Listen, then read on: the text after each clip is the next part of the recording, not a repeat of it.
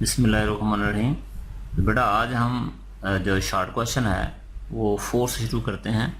12.4 short question हमारा है। इसमें बेटा जो शॉर्ट क्वेश्चन ये था, डिस्क्राइब द फोर्स और forces on A positive point charge when placed between the parallel plates. अगर दोनों प्लेट्स इसके पार्ट हैं, पहला पार्ट है सिमिलर, दो प्लेट्स हैं, उन पे चार्ज इक्वल है और सेम, दो प्लेट्स हमारे पास। सपोज इस प्लेट का नाम ए है, इसका दोनों प्लेट्स के ऊपर चार्ज की जो मैग्नीट्यूड है वो सेम है, मैग्नीट्यूड भी सेम है और चार्ज भी दोनों सिमिलर है। सपोज किया इस पे पॉजिटिव चार्ज है और इसकी ऊपर भी पॉजिटिव चार्ज है। अब इसके दरमियान में हमने एक पॉजिटिव चार्ज रखा जिसका नाम था, अगर ये रख दिया जाए टेस्ट चार्ज। दो प्लेट्स हैं, एक प्लेट का नाम है ए, एक बी, दोनों के ऊपर चार्ज पॉजिटिव है, यानी कि इसकी मैग्नीट्यूड भी सेम है और हैं ये दोनों सिमिलर। अब ये देखते हैं भी पॉजिटिव, ये पॉजिटिव प्लेट, ये तो पॉजिटिव पॉजिटिव में क्या होगी रिपल्शन, ये इसे करेगा रिपेल, ठीक है। तो इन density this is the direction of electric field E. बेटा अब इसको देखें बी को, ये भी पॉजिटिव है तो ये भी फोर्स ऑफ रिपल्शन होगी, ये करेगा रिपेल इस तरह। अब इसका मतलब ये हुआ ये चार्ज पॉजिटिव था, यहां this is the direction of electric field and this is the direction of this. लिहाजा इस चार्ज के ऊपर इलेक्ट्रिक फील्ड की जो इंटेंसिटी है, इसकी जो वैल्यू है, उसकी मैग्नीट्यूड सेम होगी, डायरेक्शन उलट होगी। हम दूसरे लफ्जों में यहाँ लगा सकते हैं Newton third law of motion, वो था action and reaction are equal in magnitude but opposite in direction. तो बेटा they cancel the effect of each other, तो हमने पढ़ा था E is equal to F over Q. तो इसको ये बेटा यहाँ ले जाएं, Q E is equal to F. अब क्योंकि जो नेट इंटेंसिटी है वो क्या लिखेंगे, E इज इक्वल टू 0, तो Q into 0 is equal to F, तो 0 is equal to F. Result ये निकाला, इस जो हमने टेस्ट चार्ज रखा था इसके ऊपर कोई फोर्स इफेक्ट नहीं करेगी। अब इसके वर्क्स दोनों, अगर हम नेगेटिव प्लेट्स ले लें, ये प्लेट इसके ऊपर भी नेगेटिव चार्ज है, एक और प्लेट ले लें, इसके ऊपर भी चार्ज नेगेटिव ले लें और ये चार्ज हम रखें पॉजिटिव, तो बेटा क्या होगा, ये पॉजिटिव चार्ज था Q, अब ये इसने किया इसको अट्रैक्ट, ये अट्रैक्ट करेगी और ये इसको अट्रैक्ट करेगी। इसको भी E का नाम दिया क्योंकि मैग्नीट्यूड सेम है। तो अब क्या होगा, they cancel the effect of each other. अब भी E का आंसर क्या आएगा, इसमें 0 है। जब E 0 होगा तो फोर्स भी 0। तो इसका जो पहला पार्ट था, अगर दो प्लेट्स हों, दोनों पे चार्ज की जो मैग्नीट्यूड है वो सेम हो और वो दोनों सिमिलर हों, अगर यानी कि दोनों प्लेट पॉजिटिव हों या दोनों प्लेट नेगेटिव हों, चार्ज की वैल्यू सेम हो, तो उसकी वजह से इलेक्ट्रिक फील्ड इंटेंसिटी और साथ साथ इलेक्ट्रिक फोर्स 0। अब इसका जो बी पार्ट वो देखते हैं, दूसरा पार्ट, ये एक पार्ट दूसरा पार्ट ये था। अब एक प्लेट हमने ले ली बेटा पॉजिटिव और दूसरी प्लेट हमने ले ली नेगेटिव, नहीं अपोजिट प्लेट्स। अब यहां रखें आप टेस्ट चार्ज, यू रखा। अब इसको देखें, अब पॉजिटिव पॉजिटिव क्या होगी, रिपल्शन, ये इस तरह जाएगा और ये इसे करेगी अट्रैक्ट। अब दोनों की डायरेक्शन क्या होगी, सेम, नहीं कि एक ऑफर के बस बच्चों की एक गाड़ी, छोटी सी ये गाड़ी है, अगर यहां से फोर्स लगाई जाए इस तरफ और इसको अब खींचा जाए तो क्या होगा, ये बड़ी स्पीड से आगे जाएगा एक ही समत, लिहाजा इसे करेगी रिपेल और ये करेगी इसे अट्रैक्ट, तो बड़ी तेज। इसका मतलब ये है this is direction of electric force.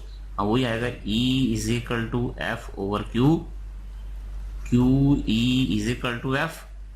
तो यहां बेटा इस पे फोर्स होगी एफ।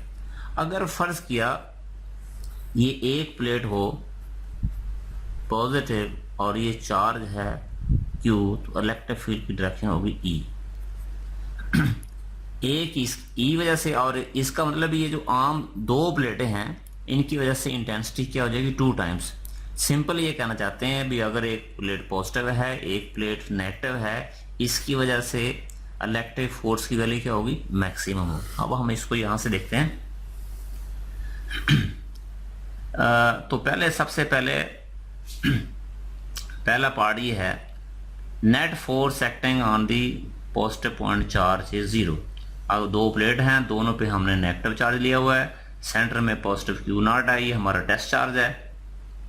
पॉजिटिव और नेगेटिव में अट्रैक्शन होगी, लिहाजा ये दोनों प्लेटें इसको अपने तरफ अट्रैक्ट करेंगे, they cancel the effect of each other, net force 0 हो जाएगी। इसकी रीजन क्या है, electric field intensity due to one plate is equal and opposite to that of other plate, hence resultant electric field intensity 0 equal 0 होगी। हमने पढ़ा हुआ है force per unit charge is called electric field intensity, E is equal to F over Q naught. अब Q naught को multiply करेंगे तो F का आंसर आएगा Q नॉट E। अब क्योंकि E हमारे पास 0 है, तो जब E की ये वैल्यू, तो हमारे पास फोर्स क्या हो जाएगी, 0 हो जाएगी। इसका नेट फोर्स क्या हो जाएगी। अब बेटा इसका जो इसी का जो सेकंड पर वो लिखा है, जब दो प्लेट्स ले लें दोनों पे अपोजिट चार्जेस हों लेकिन मैग्नीट्यूड सेम हो, एक प्लेट पॉजिटिव है एक प्लेट नेगेटिव है, इसमें दोनों के दरमियान में एक पॉजिटिव चार्ज रखा, तो पहली जो पॉजिटिव प्लेट है वो करेगी रिपेल और नेगेटिव प्लेट करेगी अट्रैक्ट, तो दोनों की डायरेक्शन क्या हो जाएगी, सेम। तो इस तरह इंटेंसिटी और फोर्स दोनों मैक्सिमम होगी। Net force acting on the opposite charge will be maximum, its direction is from positive plate to negative plate. इसकी रीजन क्या है, द इलेक्ट्रिक फील्ड इंटेंसिटीज, क्योंकि दो प्लेटें हैं, due to two plates are equal and in the same direction, hence electric field intensity is maximum. ये 2E आएगा। अगर फर्ज किया बेटा एक प्लेट होती तो इंटेंसिटी E थी, दूसरी प्लेट के E, क्योंकि दोनों की डायरेक्शन सेम है, they are added up to E। So maximum force acts on the positive point charge, तो हमने देखा F is equal to Q naught E हमारी, ये था हमारे पास 12।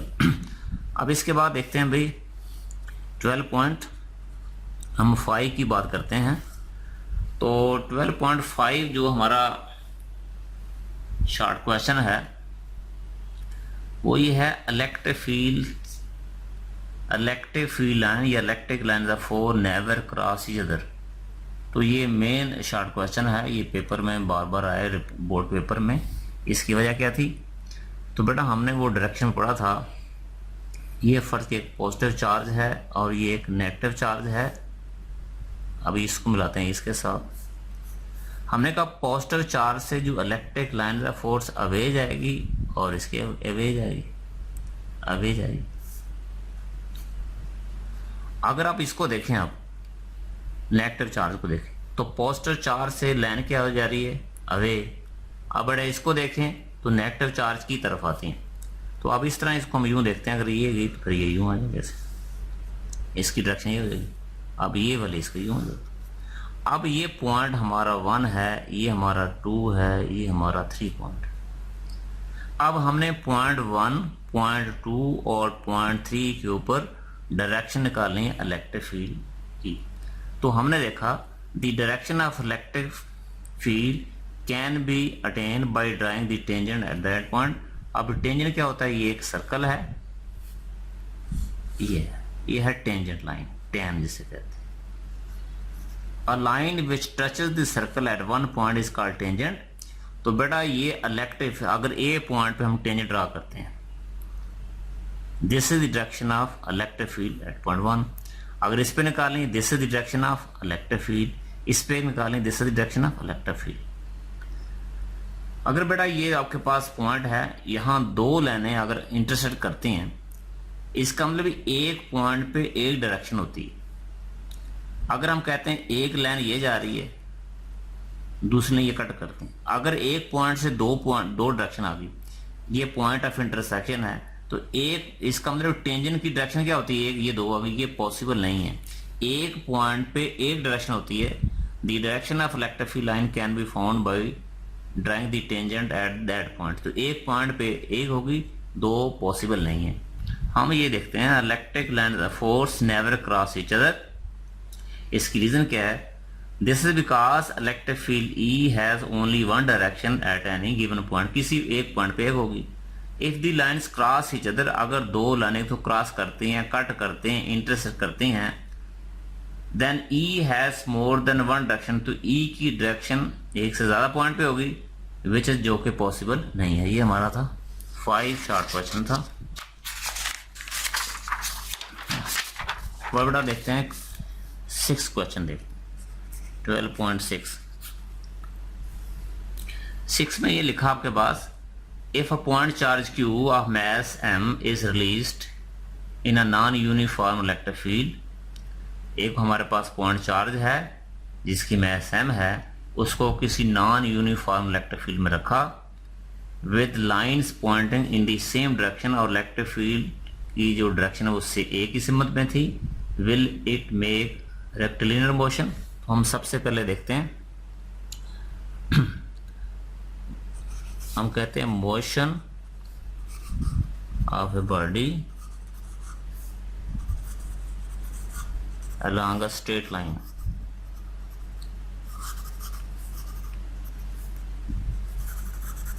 is called, इसे बोलते हैं रेक्टिलिनियर मोशन।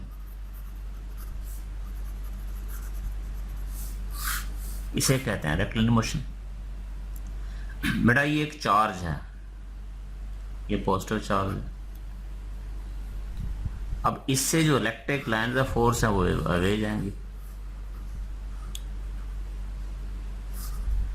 अगर इस ये आपके पास था, अब किसी पॉजिटिव चार्ज में रखे तो इसे करेगी रिपल्शन होगी, तो करता करता ये जहां भी जाएगा, अगर इससे ये भी एक लाइन में जाएगा, अगर यहाँ तो ये भी एक स्ट्रेट लाइन है, यहां जाएगा ये भी एक स्ट्रेट लाइन, ये भी एक स्ट्रेट लाइन। बात की ये भी, अगर ये इलेक्ट्रिक फील्ड नॉन यूनिफॉर्म हो तो बेटा हमने इलेक्ट्रिक लाइन का फोटो में पढ़ा है, ये देखो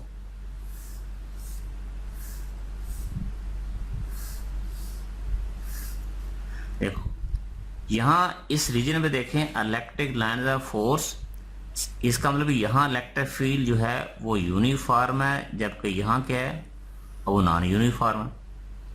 इसका मतलब क्या हुआ, यहां इलेक्ट्रिक फील्ड की स्ट्रेंथ ज्यादा है, यहां इलेक्ट्रिक फील्ड। सपोज किया अब इसको पॉजिटिव चार्ज को अब यहां रखें या किसी पॉजिटिव चार्ज को अब यहां रखें, तो बेटा जब भी ये मूव करेगा इसे रिपल्शन होगी तो जाएगा ये हमेशा ये स्ट्रेट लाइन के साथ ऐसे मूव करेगा, अभी जाएगा। लिहाजा किसी चार्ज को किसी इलेक्ट्रिक फील्ड में रखें, वो अगर वो इलेक्ट्रिक फील्ड नॉन यूनिफॉर्म भी है, इसके बरक्स जो चार्ज है वो जाएगा स्ट्रेट, उसकी मोशन कौन सी होगी, रेक्टिलिनियर मोशन हमेशा होगी। तो इसका आंसर क्या लिखा है, yes it will make rectilinear motion. Rectilinear से मुराद वो हमारा जो चार्ज है वो स्ट्रेट लाइन में जाएगा। इसकी रीजन क्या है, since the point charge follow the field lines, क्योंकि जो पॉजिटिव चार्ज है वो इलेक्ट्रिक फील्ड लाइन को फॉलो करेगा, उसका साथ जाएगा। So if A charge particle is reached in non uniform electric field, अगर किसी पॉजिटिव चार्ज को किसी नॉन यूनिफॉर्म इलेक्ट्रिक फील्ड में भी रखें pointing in the same direction, तो इलेक्ट्रिक फील्ड लाइन की सिमत में मूव करेगा। It will make a rectilinear motion. हाँ, इसमें नोट करने की बात यह है, in case of field due to 2 और मोर चार्जेस, अगर बेटा कोई फील्ड है वो एक जो फील्ड है वो एक से ज्यादा चार्ज, 2 की चार्ज की वजह से या 3 की वजह से है, देन पॉइंट चार्ज वो स्ट्रेट नहीं जाएगा, दोनों के इफेक्ट से वो एक थोड़ी सी कर्व बनाएगा, कर्व से बनता है, इसमें यूं हो जाएगा।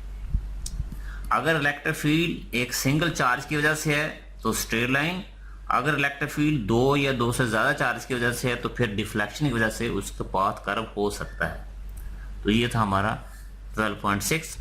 अब हम देखते हैं 12.7 देखते हैं क्या सोचते हैं। तो बेटा 12.7 दरअसल हमने गाजला की 3 एप्लीकेशन देखी हैं। उसकी बेटा जो फर्स्ट एप्लीकेशन थी वो क्या थी, electric field intensity due to hollow charge conducting sphere zero, ये वही उसकी एप्लीकेशन है।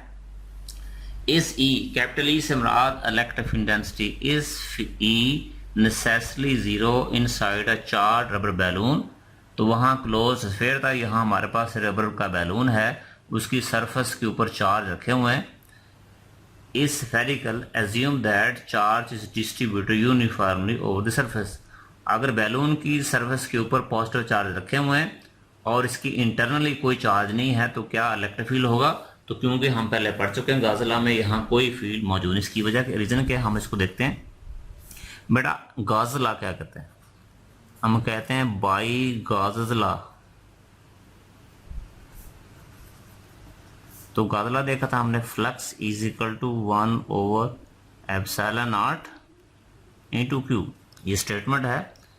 The total electric flux passing through the close surface is equal to 1/एप्सिलॉन times the charge enclosed in that surface. तो बेटा हमने जब गाजला पढ़ा तो हमें इसको कैपिटल क्यू का नाम दिया था। तो चार्ज बेशक कैपिटल क्यू हो या स्मॉल, ये वो चार्ज है जो इनसाइड द क्लोज किया हुआ है। तो बेटा हमने क्लोज, ये सरफेस थी बैलून की, इसके ऊपर पॉजिटिव चार्ज हमने डिस्ट्रीब्यूट किए हुए हैं, ये सिंपल। अब हमने इसकी इन साइड पे निकालना है।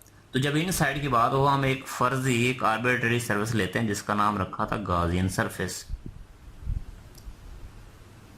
बेटा इसके सेंटर के ऊपर चार्ज कितना है? 0। तो ये जो आउटर सरफेस का रेडियस हमने आर लिया था और गॉसियन का याद करें इसका नाम क्या लिया था? R dash. R dash is less than R था, इसका चार्ज 0। अब बेटा क्यू 0 है, यहाँ क्यों इन साइड था। अब ये वैल्यू यहाँ पुट करें तो इसके मुताबिक आएगा आपके पास 1/एप्सिलॉन इंटू 0, तो फाई ई इक्वल टू 0। ये पहले क्वेश्चन। दूसरा हमने पढ़ा था इलेक्ट्रिक फ्लक्स को। इलेक्ट्रिक फ्लक्स क्या था? The number of electric field lines passing the unit area, ये हमने पढ़ा था इसको। Scalar product of electric field intensity and vector area is called flux. ये इलेक्ट्रिक फील्ड इंटेंसिटी और एरिया वेक्टर। बेटा एक होता है प्लेन एरिया। अब देखें एरिया स्केलर क्वांटिटी, ये आपके पास एरिया, ये इसका एरिया, ठीक है। अब इसके ऊपर नॉर्मल है तो ये क्या इसका होगा? Vector area. अब इक्वेशन 1 और 2 को कंपेयर करें बाई 1 और 2, जब ये साइड इक्वल हो तो ये साइड भी इक्वल होगी। हम लिखेंगे E dot A is equal to 0। अब दो चांस, ये E0 होगा हमारे पास, या हमारे पास A0।